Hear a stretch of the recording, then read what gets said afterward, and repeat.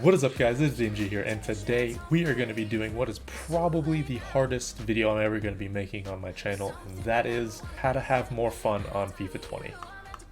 Just saying it seems ridiculous, but nevertheless we're going to try to do it. So I'm making this video for a few reasons. One, just because of the quarantine that's going on, right? You guys should be staying home, you guys should be self-quarantined, and with that happening, that means you guys are going to have more time to have just free time in general. So playing video games is one of the main things that I think a lot of people do in order to escape what's going on in real life. So that means FIFA is going to be a game that a lot of people play, especially with the fact that with a lot of footy games being canceled, we're not going to have our fix for footy related things. So FIFA here is going to be the main thing that we actually get our footy fix in with. So unfortunately for us, we're going to have to try to live with that. The other thing is obviously FIFA is not that great. It's been going downhill pretty consistently from FIFA 17 all the way to now.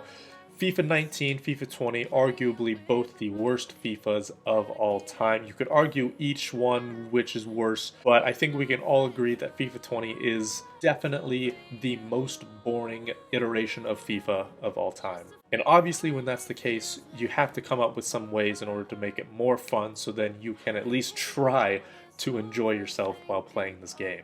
So in this video, I'm going to try to put around 6 tips to help you guys try to enjoy FIFA 20 at least a little bit more. Hopefully some of these tips work, at least they work for me, so hopefully I'm just passing these on so you guys can try to enjoy FIFA 20 a little bit more, and then hopefully the quarantine itself will not be as bad. So number 1 is use nostalgic players. So players that you have some sort of attachment to in real life. So me, for example, I am a pretty big Arsenal fan, so players like Thierry Henry, Dennis Bergkamp, Patrick Vieira, the icons like those guys, and then current players such as Mesut Ozil, or players that are currently playing but just not for Arsenal. So let's say Lucas Podolski were to get a flashback card, I would most likely do him just because then I could try to enjoy his card. The reason why it's important to use nostalgic players is because when you have some sort of emotional attachment to your players in-game, it's going to make it a little bit more fun. So for example, Adel Taarabt, right, he was an absolute monster, FIFA 12, FIFA 13, I want to say, somewhere around there. Absolute monster. He had the 5-star skills, which he did get upgraded with in this card, right, his flashback.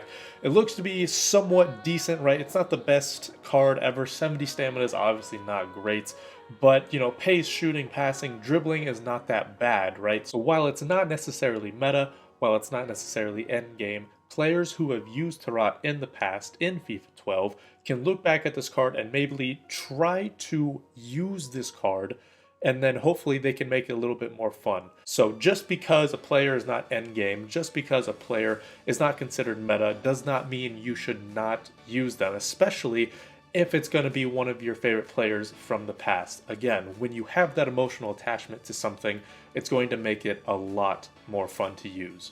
Number 2 is to build new squads. So it's going to be kind of similar to number 1, where using kind of nostalgic players such as Adel Taarabt, right? Since he is in Liga NOS, that means you might have to use some different players. So you might have to try to build some new squads, and that's not necessarily a bad thing. My favorite card of all time is actually the second Inform Eremenko from FIFA 16. Now, he did play in the Russian league. He was from Finland, so obviously the links were not going to be that good. However, with trying new squads, with trying new players, I was able to actually find him and then learn he was actually one of the best players. Again, probably the best player I have ever used. Definitely my favorite of all time. That includes packing Team of the Season Ronaldo in FIFA 15. That includes all of the Team of the Seasons that I've used in the past. That includes all of the flashbacks that I've used. That includes all of the icons I managed to get. This guy stands alone. And again, when you have that emotional attachment to it, first of all, again, a little bit of the first tip coming back into play. 2, you can use some of these players to maybe help out and make the game a little bit more fun for you when you go into this game. I do think one of the better promos this year, at least just for trying out new players, was the Copa Libertadores, just because it gives you new players to try. So Just because someone doesn't fit the meta, again, someone just because it doesn't fit what is the most overpowered thing in the game, doesn't necessarily mean they're going to be bad. Again, my favorite player of all time was from the Russian league and was Finnish. So obviously the links are not going to be that good, yet he turned out to be, again, favorite player of all time. So that is something that's really important, is trying out new squads, trying out players that could potentially be one of those players that you remember for years and years and years. So just like Adel Taarabt from FIFA 12, right, with his QPR card, people still talk about him, people still love him just because of how good he was. So finding those players that you truly love, finding those players that you absolutely adore more than anything else is what's so important in this game. And again, that comes back to the first tip of using nostalgic players. Hopefully you guys can actually do that and then build that little bit of emotional connection for you when you go on for future FIFAs. Number 3, and this is something that's going to be pretty important, I would say, especially in the state of FIFA, and that's going to be to forgive yourself for raging in this game. This is a very important one in my opinion, just because FIFA in of itself is a very frustrating game. Now I will say this, and I will claim this, that video games as a whole are most likely going to be frustrating, right? So at least majority of the time. You have games like Dark Souls where you are losing constantly to bosses, you're dying constantly and you have to restart over and over and over. You have games like Skyrim where again you could lose to boss fights and you have to travel, that's going to be a little bit monotonous. You have games like FIFA where the gameplay isn't the best and you have things where you genuinely have to grind for that aren't necessarily the most fun. So overall, yes, video games are going to be a little bit frustrating. However, FIFA is probably going to be more so than any other game, at least sports game. So there are going to be moments where you come up against someone who is extremely toxic. There are going to be moments where the game wants you to lose. There are going to be moments where you lose and you shouldn't be losing. There are going to be those moments. Again, that happens in other video games as well, but a little bit more so in FIFA. So when that happens, you have to forgive yourself for raging. Now, obviously, if you do something like throw your controller or break your controller, if you do something like break your chair, throw your Xbox out the window, or just throw yourself out the window, that's probably something that you should, check on and try to avoid. However, doing things like yelling at the screen, doing things that are just rage quitting, turning off your Xbox and leaving the room, that's not necessarily the worst thing. In fact, if you do that, that could prevent you from actually escalating the situation and then throwing your controller, throwing something else. So again, FIFA is inherently frustrating, especially this iteration where it's extremely monotonous, extremely boring. So if you do rage quit, if you do something that's considered raging, like yell at the screen, yell at your players, or do something in that same mold, forgive yourself for doing that, because again, it's something that's bound to happen, especially in this iteration of FIFA. And just a quick thing, I'm not giving EA a pass by saying, oh, all video games are frustrating, so we should just deal with that. I'm not saying that EA deserves a pass for this, because like I said, FIFA in of itself is probably more frustrating than pretty much every other sports game and a lot of other video games in general. So trust me when I say I'm not letting EA off the hook consistently shit on EA. So that's definitely not the case here. The 4th tip is going to be the fact that wins are not everything. So this year and last year as well, I would say a lot of records are most likely going to be worse. Maybe not for the pros, but for even players such as Elite 3 or Elite 2, Gold 1, right? Players that are quite good, their records could be actually a little bit worse as well, just because you have no casual mode. You have Division Rivals, which is competitive, and you have Foot Champs, which is competitive. So that's going to be a lot of competition where wins are extremely important. However, like I say, wins are not important, and that's because in the grand scheme of things, it's just not important. For one thing, there's a new FIFA every single year. There's a new FIFA at the end of every September, at the start of every October, around that time frame, there's going to be a new FIFA. So everything that you did in this current FIFA is going to be lost in a year or so. So you can look at it long term. Even short term, let's say you play Foot Champs and you're normally a Gold 1 player, Gold 2 player, but because of some disconnections from EA, which again, that's not forgivable. The fact that EA even have disconnections or it's their fault in the first place is atrocious, so I'm not letting them off the hook. But let's say you, because of those disconnections, you end up being gold 3 for that week. Well, that sucks. It just does. It sucks. But next week, you can play FUT Champs again. And again, I could rant about EA and how they have not implemented an actual casual mode, because just because friendlies are considered casual, they don't give you anything. I mean, even if you were to win 50 games, for example, you could just get gold pack or a premium gold pack, something simple like that. The fact that EA have not implemented something like that is atrocious, and the fact that, you know, wins are considered super important, that's on EA. That's not even necessarily on the player base himself. So this is me telling you that EA are wrong for implementing something so competitive, at least 2 competitive modes, while not focusing enough on the casual aspect as well. So again, just wins are not everything. Moving on to number 5, and that is to embrace the shithousery.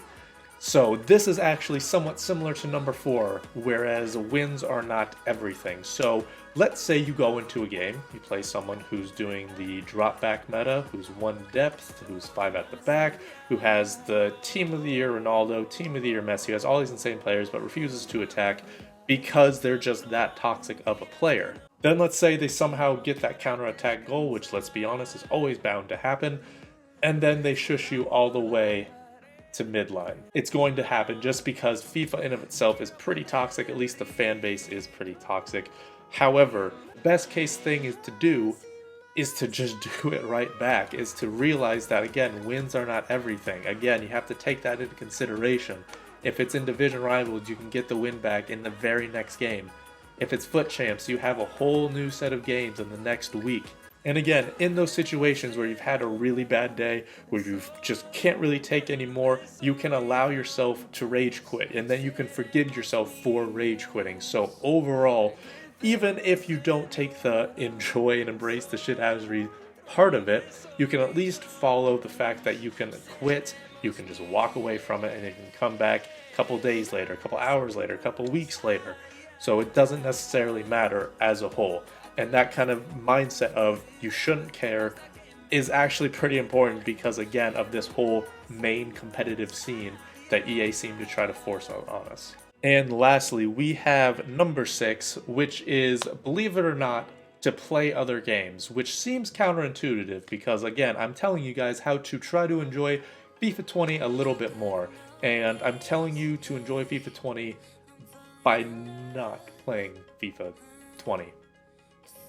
Let me explain on that. When you are playing a game that's extremely frustrating, and such as FIFA 20, for example, if you consistently play it over and over and over, you get frustrated all the time, you're raging all of the time, you're going to lose your spark to enjoy it and your spark and want to play it. So if you allow yourself to play other games and explore other games, such as Rocket League that I've been playing with friends, Speedrunners I've been playing with friends, Rainbow Six Siege, Pez, Man of Medan, Cluster. I mean, these are just ones that I enjoy.